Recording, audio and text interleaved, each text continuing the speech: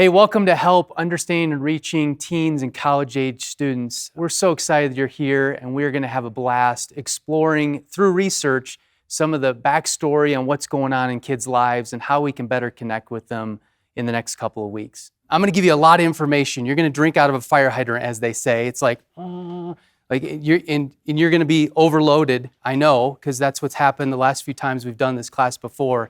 But first, let me just give you a little bit of information about me. This is my family. I have a 21-year-old, 18-year-old, 13-year-old, so I'm right in the middle of this whole next generation thing at home and all the moving parts of all that and what that all means. And you're very soon going to find out this whole word called adolescence, all three of them are in it right now. I know intuitively that whether you have kids, you're a coach, you're a teacher, you already intuitively know what I'm about ready to present.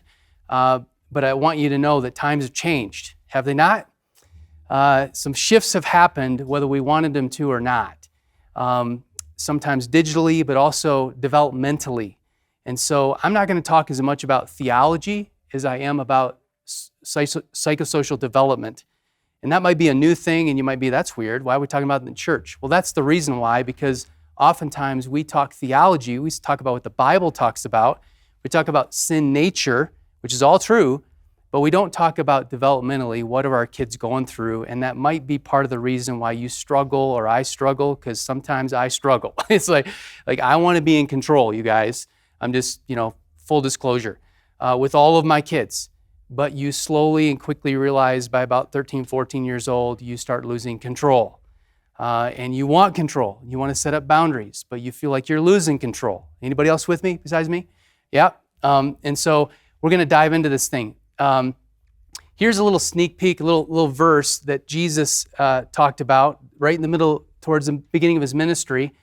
It says, people were bringing little children to Jesus to have him touch them, but the disciples rebuked them. What? Then Jesus saw this, he was indignant, and he said to them, let the little children come to me, and do not hinder them, for the kingdom of God belongs to such as these.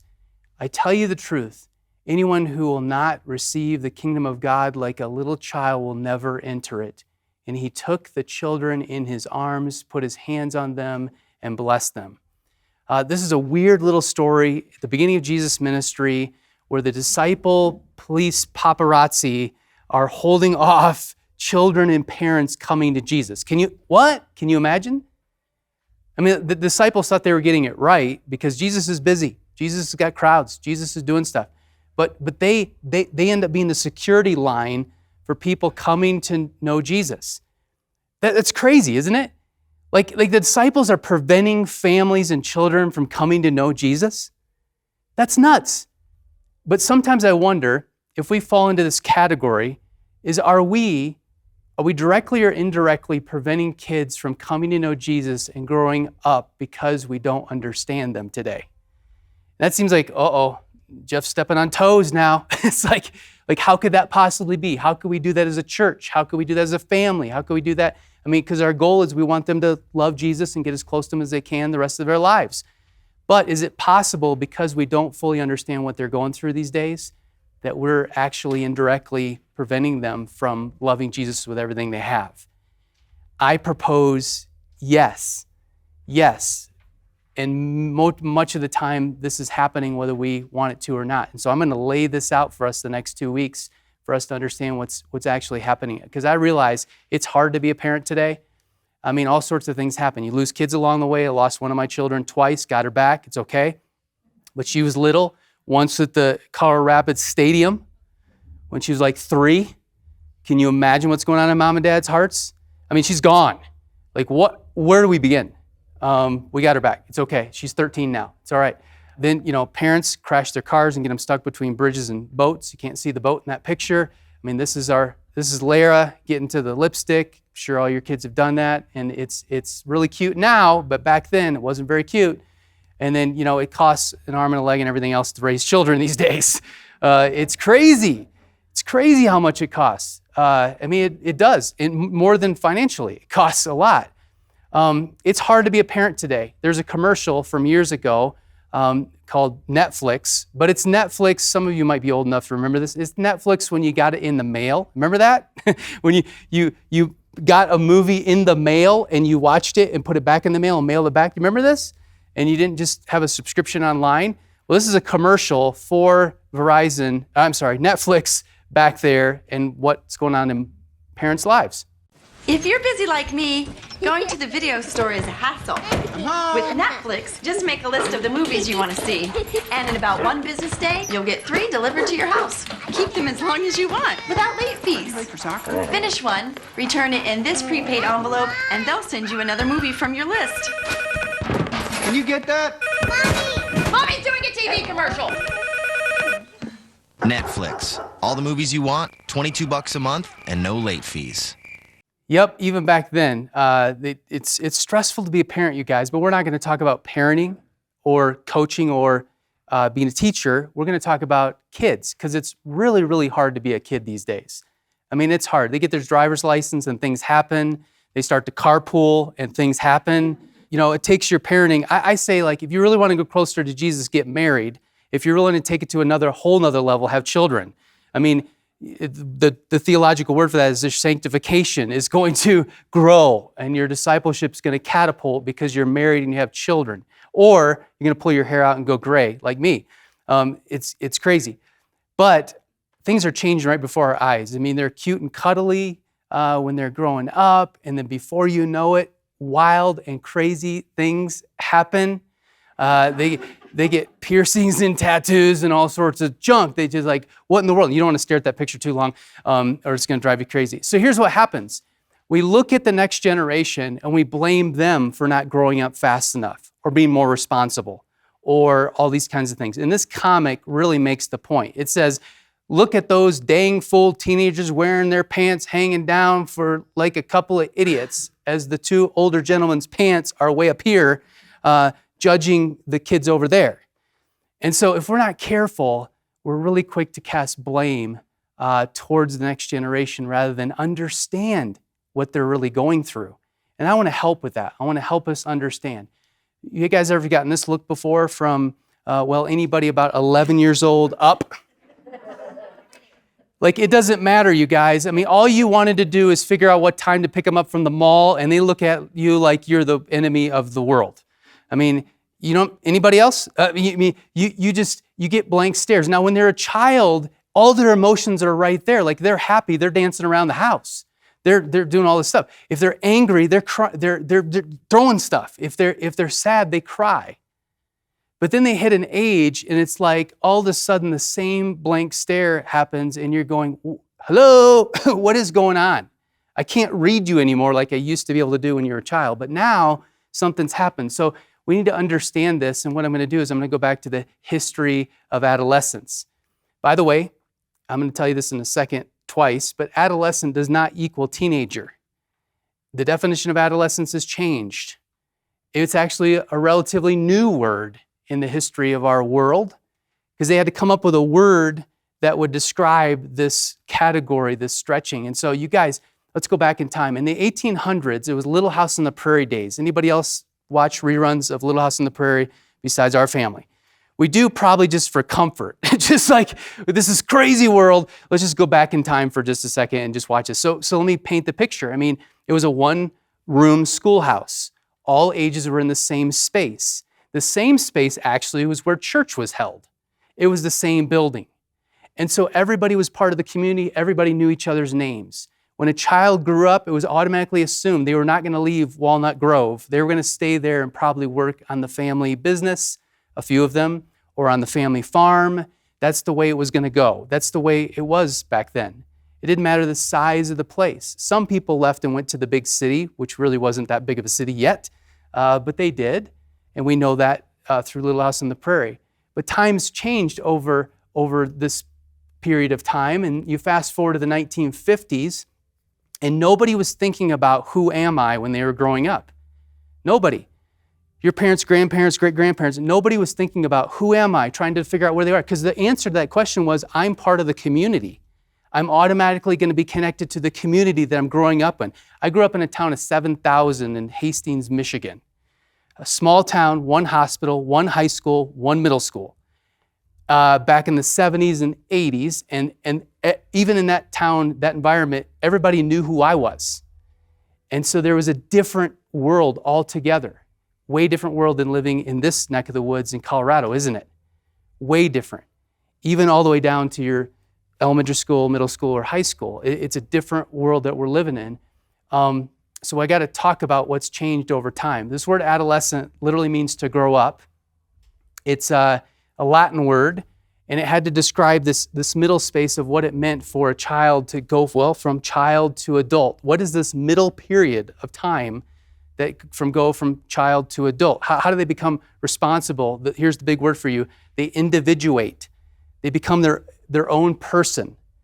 And most of us have gotten there. Some of us are still working on it over time, to be honest with you. But over time, it's like that's the key. Like you become on your own, independent. You left the house. You have a job. You're able to do these things that what people would look at you and go, you can operate on your own. I get refreshed on new terms all the time. Obviously, the word these days is adulting.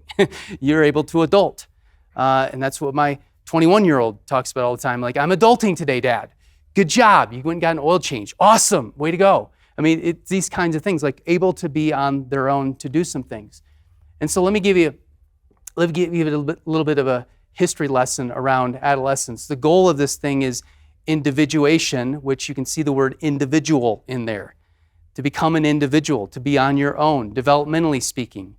And so this process of becoming a unique individual, again, most of us in the room right here have already done that. We've already come through this process. But for those who are upper elementary, middle school, high school, into college, they have not fully figured this out yet. And they need help. And that's where we come in. We need to come alongside and help them. But ultimately, we're all sixth graders just trying to find our lockers, aren't we? We're just trying to, not stumble over our feet that are too big and get to our lockers and figure this whole thing out. But what is this whole adolescent development thing, and what are they trying to do? So intuitively, I'm going to tell you what's going on. So don't leave the room and go home and throw these words at your children. Okay, don't do that, because they're not going to know what you're talking about. They're going to give you the blank stare that you saw earlier. They're not going to understand. But you're going to know behind the curtain what they're actually going through at home, at school, on the playing field, all the time.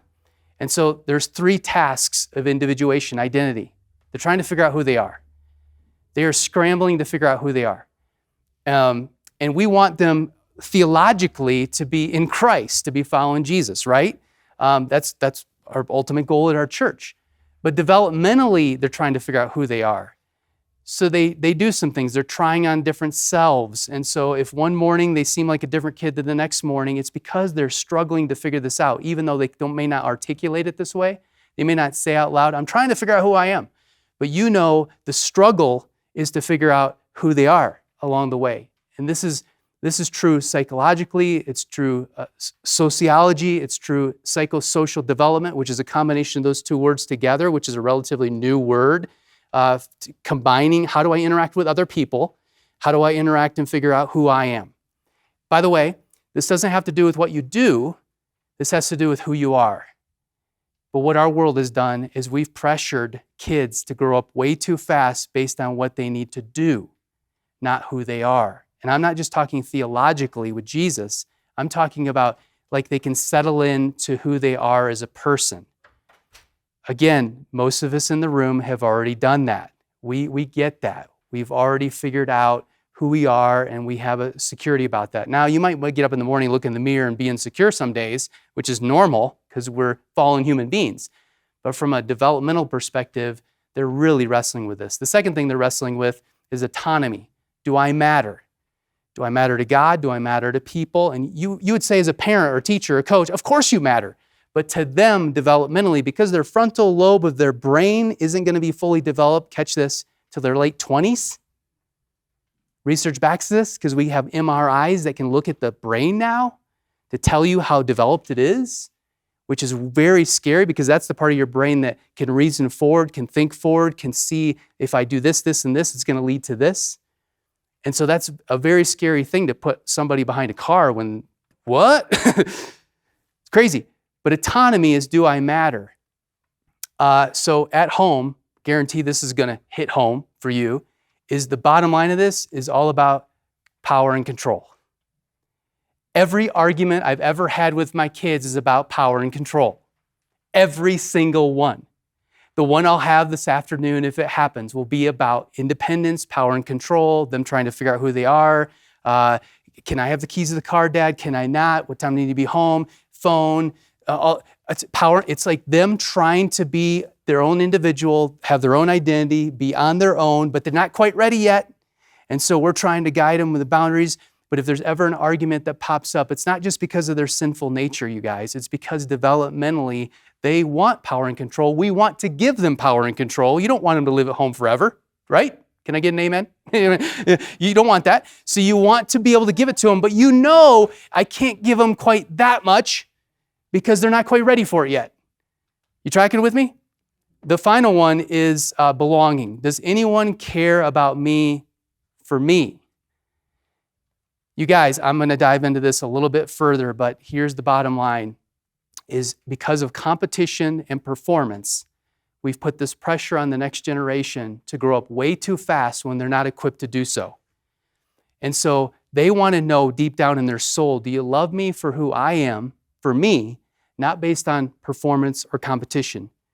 I don't want to step on anybody's toes, but not based on my grades or whether I'm going to get a college scholarship because I play soccer. So what do? We put this pressure as adults going, we have their best interests in mind. Boy, we know if you get better grades, it's more opportunities. And if you perform on the athletic field or the theater stage, you will get opportunities. That's true.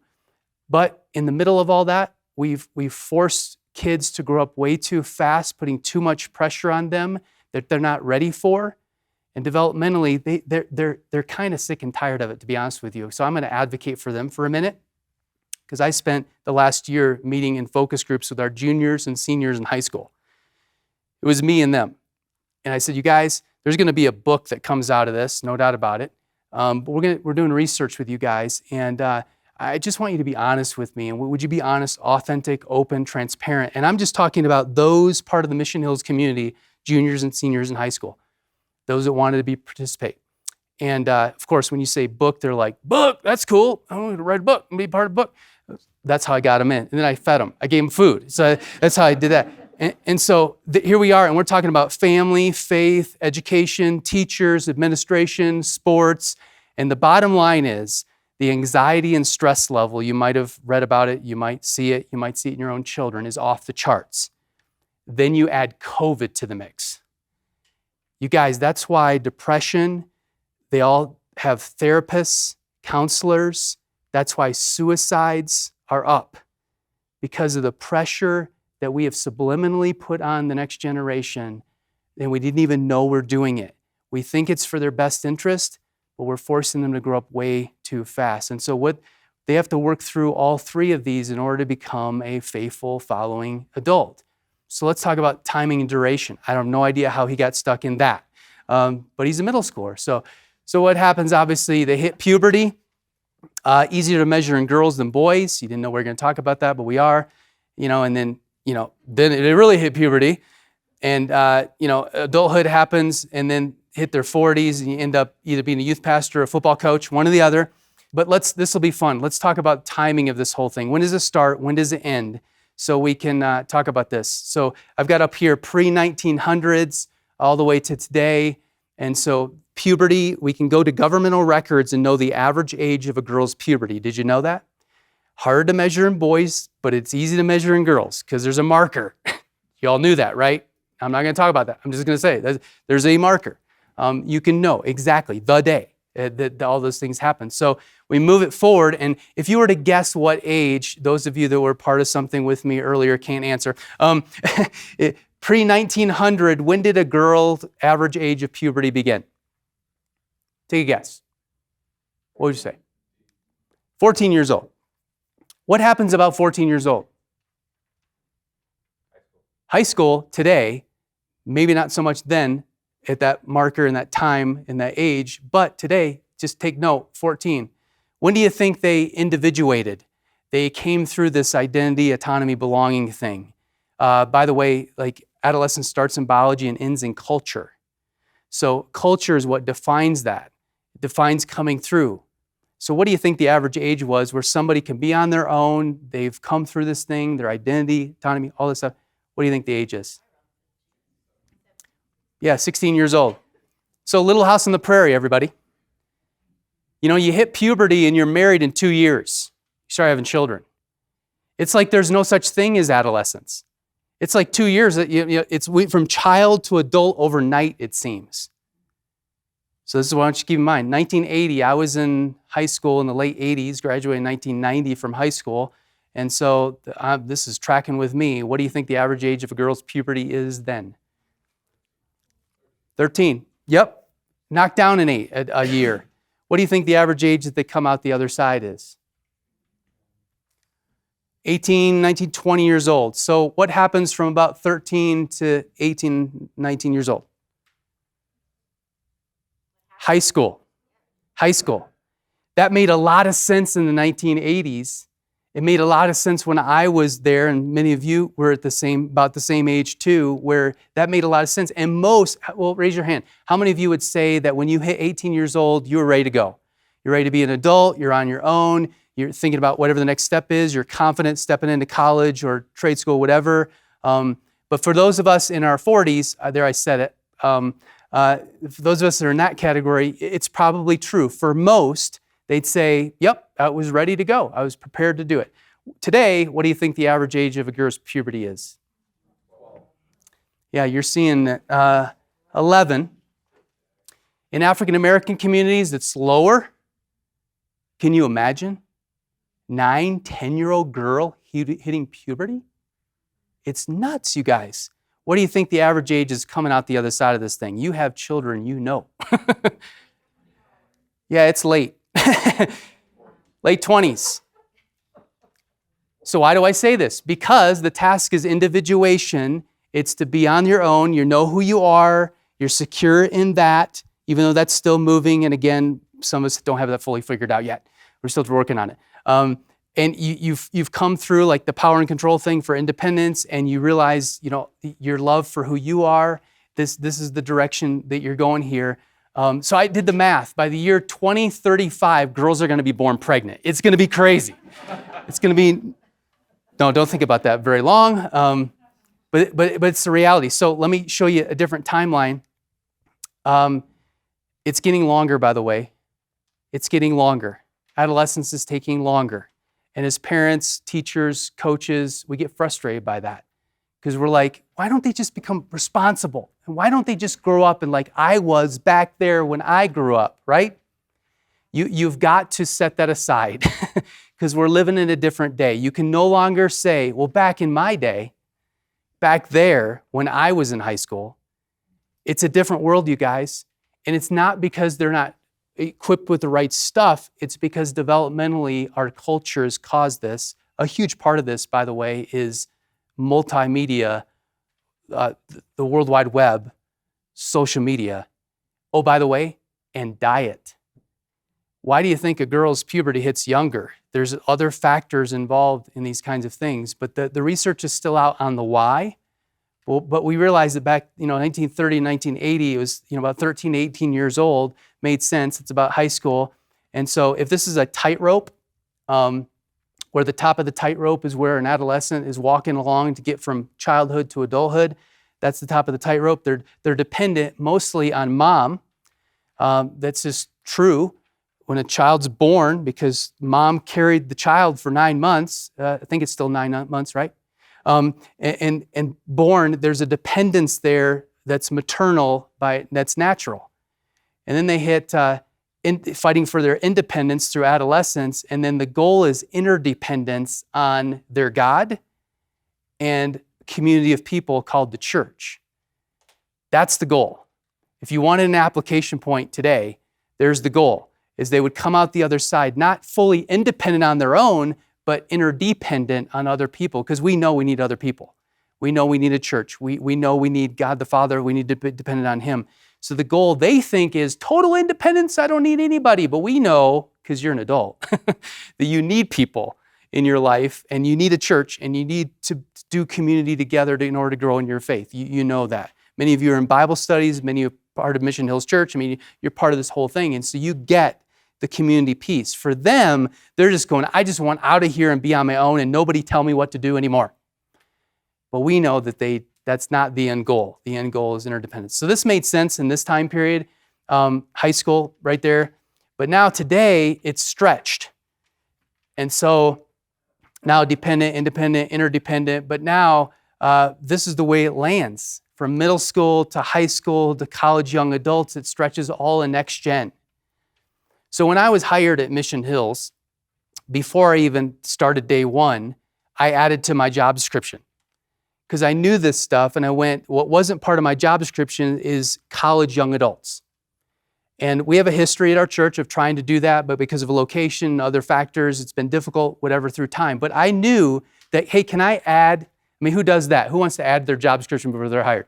I do. So can I add the college young adult piece because I just know this adolescent development thing is getting longer? Because we want to do something about that. So when they leave high school, there's another kind of subgroup that they could be a part of. And so we did that. And so I have an awesome resident from Denver Seminary who's leading that charge. If you know somebody in their 20s, we have a ministry for them. But this is what's happening today. So here's a big word for you. Egocentric abstraction. Here's what that means. I know what I do impacts you, but I don't care. I know what I do impacts you, but I don't care. This is the world adolescents are living in. Why? Because it's self-protection. And I will lay this out next week for us, but it's self-protection. They're in a space where, I want to figure out how to grow up. I feel like I'm pretty alone in this whole thing. I know that what I'm doing and saying, all this stuff and the blank stares I give you impact you, but I don't really care because I want to come out the other end and become an adult on my own. That is what's going on. So if you feel any pressures at home or you're wrestling with things at home with your children, this is what's happening. Because they really want to know, do you love me for me? They really want to know, can I be independent on my own? But the struggle is right there, So what do though? We end up blaming kids for the way they're acting, what they're doing. And there's no doubt about it. I'm not overshadowing our sinful nature, and we're all messed up. We all need Jesus. But on top of that, the developmental piece that's going on that we just have to be aware of so we can walk alongside them. Have you ever followed a group of teenagers, adolescents at a mall before? Just followed behind them and listened to their language and be offended? Just average, ordinary, just follow them. Like that didn't always used to be that way. But there's some reasons that contribute to all that kind of thing. Not because these kids are just so much worse than we ever were when we were growing up. No. Have you listened back to some of the music we listened to back then? It's really bad. I didn't even realize, I still tune into 80s music and I listen to it and I go, wow, that's what that meant. I didn't know I knew that's what that meant. That's crazy. And the hidden meanings underneath things. Oh, yeah, I know every word to that song. I didn't even know what I was singing back then. The same thing is true today with all music. And by the way, that's a common denominator with this generation. Taylor Swift has a new album that's out. It's gone crazy with the whole next generation, especially the girls.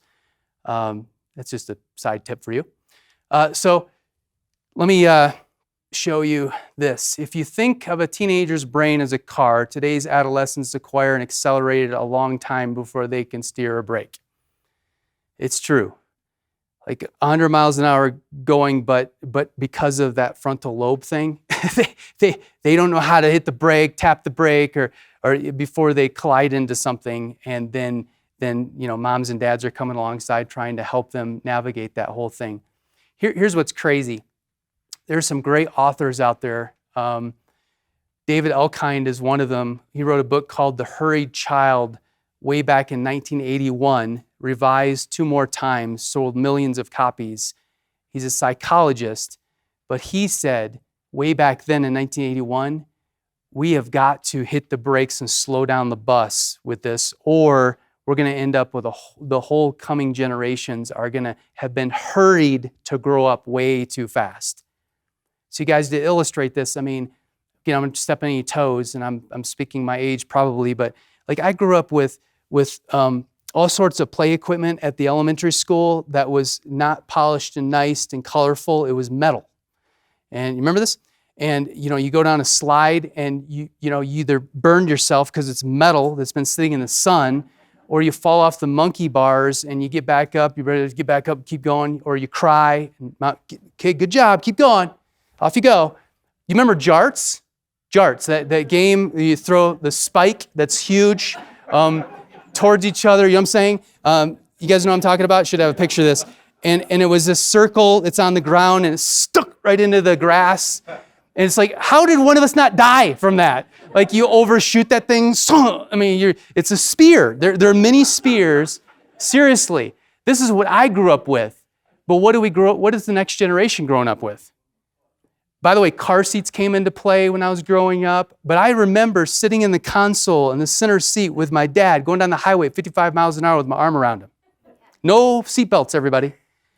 It is a whole different world that we're growing up in. I'm not stepping on your toes, not saying don't be safe with your kids and all that kind of thing, but we are so swung the pendulum the other direction that we don't allow children to take risks and get hurt because life's going to hurt you. We don't allow that as much anymore. And so everything is about safety and control and with good intentions because we love them, right? But the consequences of that is we're slowing down their adolescent development because they're not able to be on their own. I remember walking across my town, now 7,000 people, but taking my bike to school by myself, coming home by myself, walking across the city to play with a friend, by the way, before cell phones. So if anybody want to get a hold of anybody, it's like they're at Tommy Wiswell's house, going to make that phone call to Tommy's house to make sure still there. Okay, going to be home at this time. And by the way, you had to be home at certain times because there was no check back in. I mean, you weren't home at that time, you're probably going to call the police. I mean, because there's no trying to figure out, are they on the way home or not? It's just going to be assumed that's when you're going to be home or dark or whatever it might be. All that to say is I'm saying times have changed in the way we come alongside. So Time magazine is a good example of how things have changed. Back there in 2000, this was the cover of Time magazine. It was realizing way back there that puberty is going earlier. That age of when a girl hits her puberty is going earlier. Then Time magazine 2016, anxiety, stress is off the charts. And everybody's writing about this. If you haven't caught it, everybody is writing about it. It's nuts how everybody is in, it seems to be in on this, but the church. And so then you fast forward and here we are right here today. There's a pandemic that's happened. Time magazine's all over it. They've written about it. But we got to figure out as a church, how are we going to respond to another layer of anxiety with the next generation? Not just on us as parents. I said we were going to talk about kids. But on kids growing up and the pressure that they have to try and get out of this. Let me put it in perspective. And some of you have kids that are in this category, so you know exactly what I'm talking about. But over a year ago, when I started meeting with these focus groups, the junior class at that time was like, hey, we're devastated because we weren't able to go to our friends who are a year ahead of us' graduations. And they didn't have a graduation. And that's terrible on them. And then now we're in the next year, and I'm still meeting with them, and they're saying, man, we might not get a graduation. Like, this is nuts. You guys, I think that this is probably, I'm not a prophet. I don't even play one on TV. I'm just saying, I think that this is going to mark another generation. Those born coming out of this thing is going to be the new generation, the new label of generation, just like 9/11 was. I think this is going to be, it's going to mark something, but adolescence is not going to get any shorter. I hope it doesn't keep getting longer, but we can play a part in that whole thing. So something is dramatically changing. Let me give you a little more history. It's interesting how, I want you to think about this, is how the skills needed today to get a job, to function in life, have gone up. Any of you guys with your own jobs, your skills have had to go up. Training has had to change. You've had to add new things. I mean, just because of the cell phone, just because digital, just because that made companies have to shift and change. I mean, at Mission Hills Church, because we're online, even more so now, and in person both, that skill sets have had to change just around the church. So no doubt for the next generation, their skills have had to increase, but their support has lowered. And you might push back and go, wait a minute. know what? I love my children. Our teachers love my children. Administration at school loves their children. There's more support today. I would argue that there may not be as much as you think. Part of that's their fault because they want their independence and they don't want help. Did you catch that? So there's pushback like, no, I got this. I got this. I got this. I feel it all the time in my house. I got this. But I know they need help. So I want to surround them with as much help as I possibly can give them from the influence that I have. But part of it's developmental, but part of it is this lack of support. Where this all started to take place is in the mid-70s, where the skill level went up because the middle class is starting to boom. Changed everything. Then you fast forward a little bit, cell phones, World Wide Web, all that stuff kicks into play. And now the skill level to get a good job and developmentally and all that stuff goes up. But the support, I would argue, the way they need it has maybe gone down. You might wrestle with that, but let me illustrate the point. There's a loss of genuine community in the next generation's lives. This is what we're going to conclude today, and I'll take your questions in a second. But adults used to believe that all children were their kids. I mean, there used to be a time where a community, the mindset, 30s, 40s, 50s, 60s, even 70s, was like, we're all in this together. We want the next generations to succeed. We're going to come alongside and support them and care for them. We want them not just to get a great job, but to survive in life and do great. And so we're all in this together. You guys, there's no way in my small town I could have been doing anything on a Friday night at the football game and everybody wouldn't have known it. And those parents, if I was underneath the bleachers doing something I shouldn't be doing, another set of parents or parent would have confronted me. Jeff Baxter, what are you doing? I would have gotten scolded by them, taken by them to my parents. My parents would have taken me home, and I would have gotten in trouble by my parents. Why? Because there's this community idea that we're all in this thing together. And it's not even, you don't even need to say it. You already have permission to come alongside my children and your children and our children together to speak into their lives, to keep them on the straight and narrow so they end up being a productive adult in society someday. That was automatically a deal. You tracking with me? Oh, times have changed. Now parents get mad at one another at sporting events because the umpire didn't make the right call for the 5-year-old Little League, whatever. I mean, seriously, this is what happens. This is what happens. And it's no longer we're all in this thing together. Now it's we're all fighting on our own, like parents want their own independence, let alone the children. And so I'm not saying that sporting leagues and all that stuff, and I'm not saying every school is bad. Please don't mishear me. My wife's a teacher. My undergrad is elementary education. My 2 sisters are teachers. I was going to be a teacher and coach before God changed that plan. I mean, I love teachers. My daughter's going to be a teacher. I'm saying, though, that the system might be broken because we don't fully understand what kids are going through. Like I started at the beginning with understanding what they're going through so we can come alongside a little bit better. Another thing that's happening is adults used to see their primary role as facilitating children becoming adults. It's similar, but a little bit different along the way. Third, adults once saw kids as assets, not liabilities, because they're worth the effort. Here's how this plays out. If your dad or grandfather owned the family farm and your child was automatically going to be a part of that whole thing, and they were growing up, and the goal was for them to take over the farm. That's what they're going to do, and their kids were going to do the same thing. It's going to be in there for generations. Then the middle class hit, before the Industrial Revolution, different job opportunities. Then we go global. Now you don't have to stay in the same town anymore. You can go wherever you want to. The world is your oyster. You can get a job anywhere if you're willing to move. So this kind of thing happened. Or, dad owns a family business and is expected that son's going to take over that business someday. I have 2 nephews who are going to do that with their dad back in Michigan. It's a smaller town that has a factor in the whole thing, but they didn't have to do that. Coming out of college with the expectation they're going to take over that family business. But most of the time, that's not the case anymore, is it? I mean, you leave high school, head towards college, and you can have any major you want. You can get any job you want, anywhere in the world you want, if you can land it. Totally different world that we're growing up in. So the next generation is no longer seen as an as an asset taking over things, but now they're kind of a liability. So now we're all fighting for independence and we're shying away from community. And it's a little bit scary. Adults used to be there for kids more than just driving kids there. we used to, let me illustrate it this way. When I was in high school, if some girls came to the Spanish teacher and said, hey, would you come to our volleyball match tonight? She'd probably say almost 9 times out of 10, yes, I'll be there. Be right there. Because, what else she's going to do? There are no cell phones. She might grade papers at that sporting event. I don't know but she's going to go support her girls. And she knew their names and she knew their families. So she's going to go support that whole thing.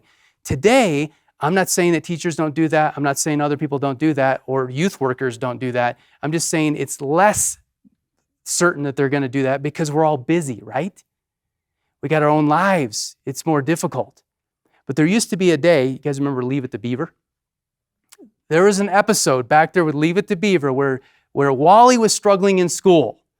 Some of you have no idea what I'm talking about. But it's like black and white. So Wally's struggling in school and mom gives the teacher a call because they're friends and says, hey, would you come over to dinner tonight? So teacher comes over to dinner that night and they're sitting around the dinner table, teacher, parents, child, trying to figure out how do we get Wally back on track. And it's like, we're all in this thing together. So when I say that they're kind of left on their own, it's true that the next generation, a lot of the time, and I've watched this with my kids who have gone through high school so far with one coming behind, is we offer support, we're there, we help, but a lot of the time, the initiation has to come from the child, the student, with good intentions. Like they should be responsible, they should manage their own calendar, they should manage their work, and I totally get that. But at the expense of where's the other direction coming after kids so they succeed? That used to be there back in the 70s and 80s, and something shifted. And I think some of the systems and that kind of thing, and I don't want to dive into the details of the educational system and all that and standardized tests and all that stuff. Don't want to do that. It'll make you all mad and you'll be leaving out of here grumpy this afternoon. But I'm saying something shifted. Something is shifted, and the pressures on teachers, administration, schools to perform are now passed on to kids to perform. And if they don't, and by the way, most high schools in this neck of the woods know their rank, where their number is. They're number 10 in their class. They can look it up every day. Can you imagine the pressure that's on them to try and do the best that they can? It's crazy. When I was growing up, there's a guy named John Merritt. And John Merritt, when I was in elementary school, I struggled with reading, math. I was behind in my class, and I had to get some tutoring. So John Merritt came alongside of me, and John Merritt, by the way, sang in the choir at our church too, but he was also the 6th grade math teacher. And our family knew him. This is Leave It to Beaver, everybody. And so mom called John, and John set up tutoring times with me. By the way, he led the short-term mission trip to the UP of Michigan, but everybody know Michigan? UP up there. And I went with him on that too. So some already personal friend connection with church. He's my math tutor to get me up to speed with math. And became a family friend and navigated all through that process, got me back on track. I went to a Roman Catholic convent in order to help my reading skills. I don't know how we got to that place, but we did. Nothing against that whole deal. I'm just saying that that's a weird jump, but they helped me get on track with reading and tutoring and that kind of thing. And so supportive. This is them today in the family. Everybody's all grown up. But it was people like this. I'm going to give you a sneak peek for next week. It was people like this coming alongside, but not just one, but like 10 in a community that would surround the next generation, every single one of them. So here's a little sneak peek for next week, you guys. If you haven't already figured out like 5 people that can come alongside every one of your children in the church and in the community, whether they follow Jesus or not, it doesn't matter. But they're going to help support your child to get where they need to go. You need to be thinking about those names now. Some might be in the room, some might be in your neighborhood, some might be at your school. And so you literally go after those mentors to come alongside your child so that they can individuate faster at an appropriate speed so they can become a full-fledged adult on the other side. That's called mentoring. And it's actually intergenerational too, so you're connecting the generations with one another. But that's the application step, at least one of them, of this whole thing is I am proactive. Let me give you a quick story.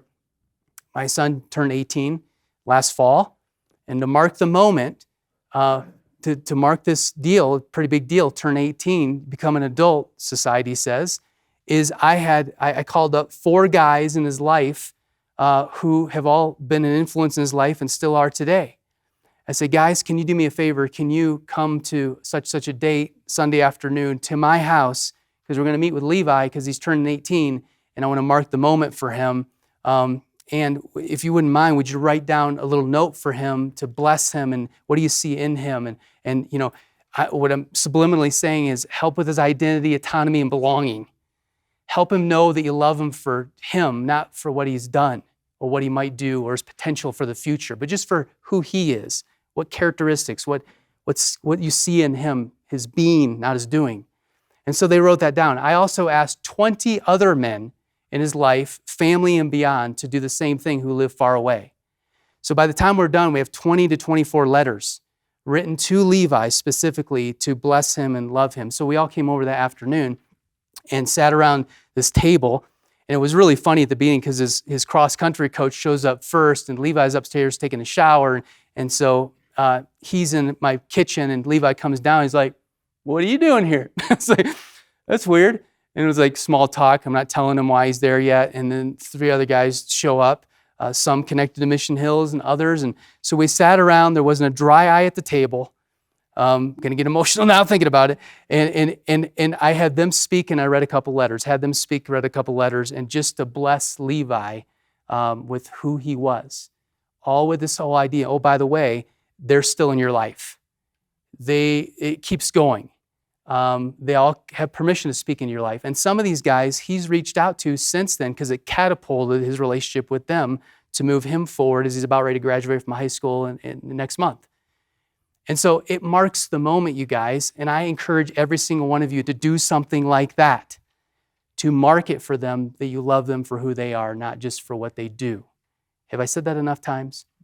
And next week, we're going to go some more application. I'm going to lay out some more groundwork for what we've been talking about, but next week, some application moving forward, but you might have already sparked some things heading forward. Here's the big one today is, at the end of the day, you have to have a proper diagnosis to get the prescription. If you don't have a proper diagnosis, you're going to get the prescription. You don't want to go to a doctor and have them not even look at you and tell you what medical stuff to do or what medicine to buy. You want you want to understand what's going on before you can prescribe something moving forward. Does it make sense?